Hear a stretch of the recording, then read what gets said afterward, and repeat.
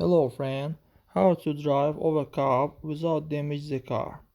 It's best to drive onto the car at an angle close to 45 degrees so that each wheels take an obstacle in turn and don't rush to avoid being hit.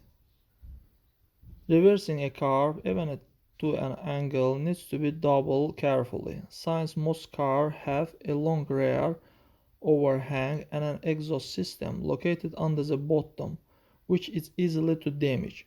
But the distance from the ground to the rear bumper in most cars is slightly greater than the distance from the ground to the front bumper.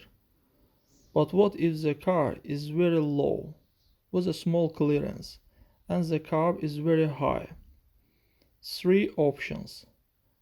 Either leave this idea, don't climb it, or look for another race, or came up with same kind of ladder, for example for long wide boat, and roll up the car very carefully.